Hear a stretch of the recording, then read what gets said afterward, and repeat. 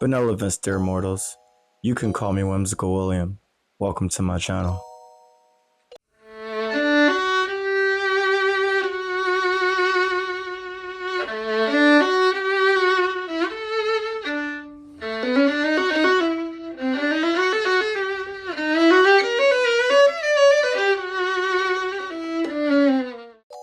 We are very close to getting into October, spooky month. So I had these two mangas that I read recently that I wanted to share. Think of it as a segue into spooky month. Think of it as the in-between, transitioning from summer to fall to Halloween, basically. These two mangas in question I've talked about recently gonna be The Girl from the Other Side, this beautiful hardcover, which has 3 volumes inside of it. And then we have Hakume and Mikochi, very adorable first volume. Let's talk about this one first. So as you're well aware, the art is absolutely beautiful. Check that out. Really cute character designs, but the backgrounds are highly detailed. Look at those panels, look at that detail. Beautiful shading, incredible line work. So what makes this manga great? Let's get to it. Well, this manga, the way that it's written, feels very episodic, and I'm not usually a huge fan of episodic pieces, but each chapter feels like a new adventure, and the adventures could be something so small like, oh, we're gonna go out to the market. But the way that their lives are set up, how small they are in comparison to everything else, and the colorful cast of characters and their specialties and how they live with each other and work with each other, everything they do feels like an adventure. Going out to the market, working on their jobs or working on the things that they enjoy. One of them is really good at cooking and really good at making clothing and things of that nature. The other one's good with handiwork, like fixing electronics or building things and architecture and things of that nature. I wouldn't say architecture, but more so like carpentry, like that. So they have their set skills and they live together and they work together. One is like, oh, I'm hungry. The other one cooks, and the other one's like, I could really use a new desk. Oh, I could make you one. It's easy. So they really work well together, but they're also the opposites of each other when it comes to personality. One is very rash and quick, and the other one is patient. One has a lot of energy and a lot of physical strength, and the other one has a little more wisdom. So they work really well together, and their friendly dynamic and innocence kind of makes the story just flow. So even though each chapter feels like a new adventure and a new story, it still tends to flow because the characters around them change, but they stay the same. But they grow as they're changing, which is a little confusing to explain, but for the most part, each character has the things that make them them, both of these main characters, and you get to see and feel more of that as they're introduced to other characters. So you get to see just how rash one character is and just how patient the other one is. And it's not because the writer, the mangaka, told you, oh, this character is very patient, this character has a lot of energy. You get to see it through the actions and interactions of other characters. Really good writing. The art makes it excellent because they're almost drawn in chibi form, which is like the real cute, adorable anime characters. They look super small or whatever. But in some panels, you're like, oh, I forgot they're not kids. Like, these are grown people. Like, they drink, gamble, but the story isn't super mature to where kids can't read it. But you know, you'd forget that, oh, these characters aren't kids, like they're adults, which is interesting. The art style wouldn't tell you that. You have to read it and enjoy it. And what I mean by like the chibi style, here's a great example. Like Toon Link. Like this Nendoroid figure is chibi style. Very adorable.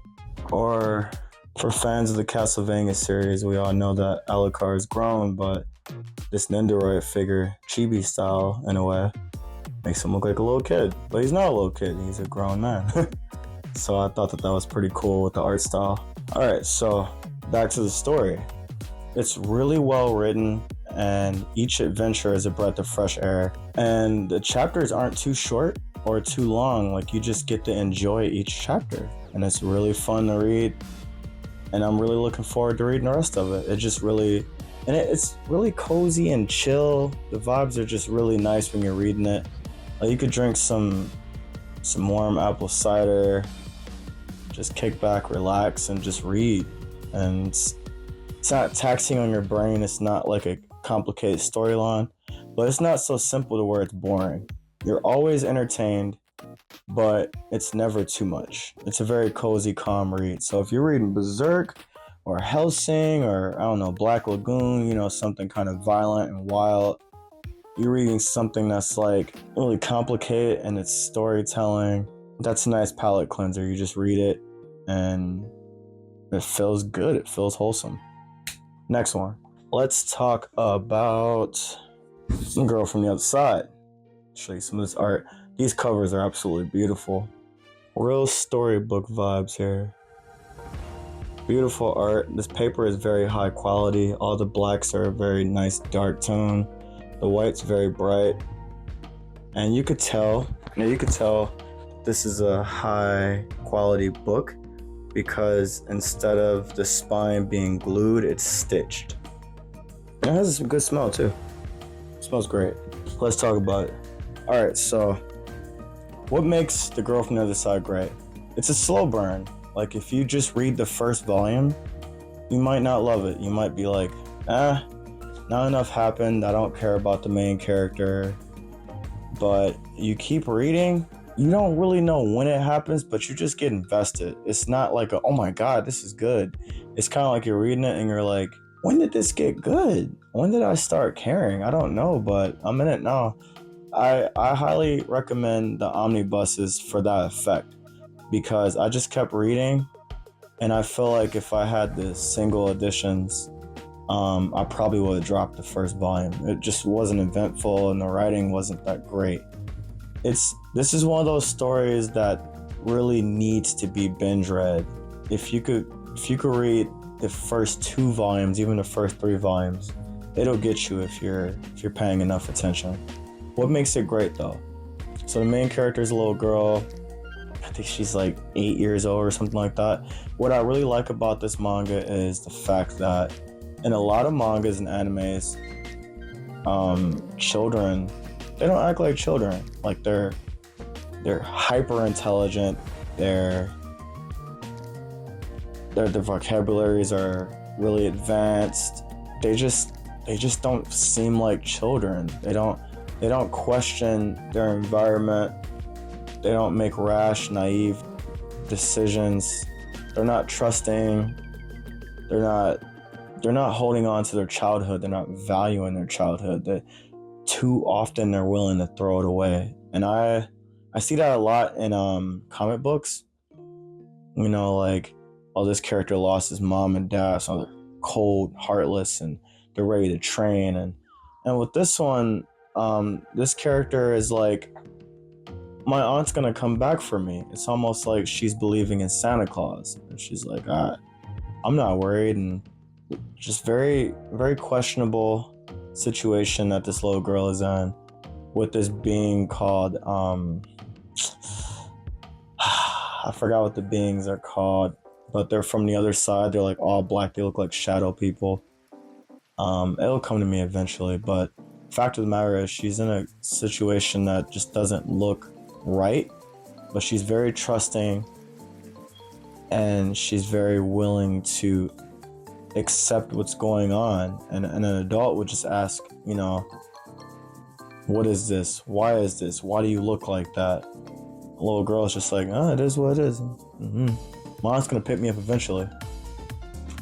And I just thought that that was really interesting that this story was able to capture what it's like to be a child in a traumatic situation. Like, children just don't have the, and I'm not saying all children obviously, but most children don't have the emotional maturity to realize how bad the situations that they are in until they get older, and they're like, wow, that was abusive, that was horrible, that I can see how that situation led me to becoming this person.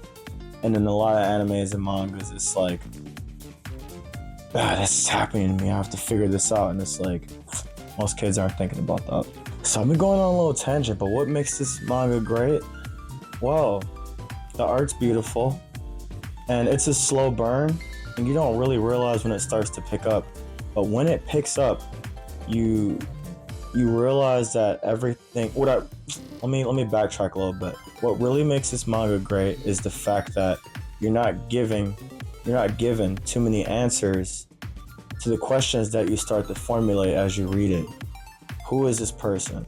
Why are they taking care of this little girl? Why can't the little girl make, contact with this creature? What is this curse going on? Why is the other side separated? Why are humans afraid of it? You just get all these questions, and they get answered, but the writer is like, I'm gonna give you the answer when I feel like it. I'm not giving you everything right now. And I'm only giving you random pieces. And that just makes you want to keep reading. You're like, what is this? And I think what really makes this manga well written is the fact that every answer you get is satisfying. Like, it's like a delicious food, but in a small portion. So it's like, if you like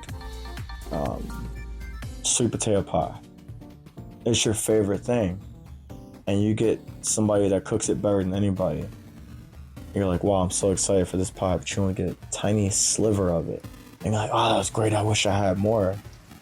And you stay around at the table because you're like, there's a possibility that I could get more. That's how reading this story feels like.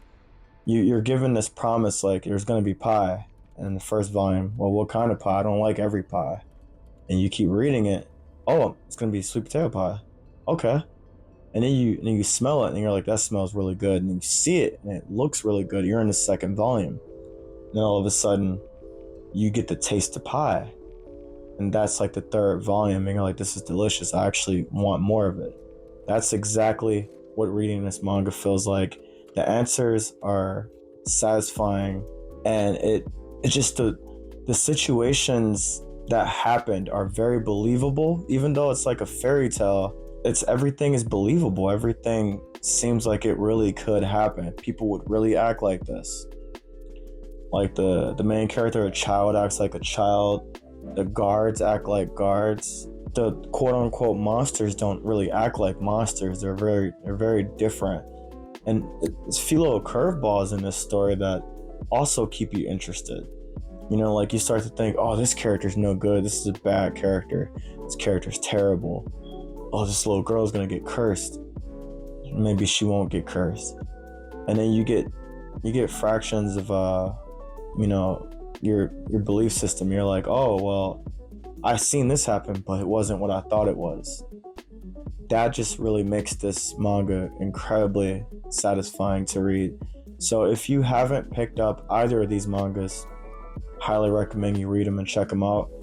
We're getting into spooky season, so from, I believe, the next video I make onwards to the end of October, we're going to be covering Junji Ito. We're going to be covering a few other horror or kind of spooky mangas.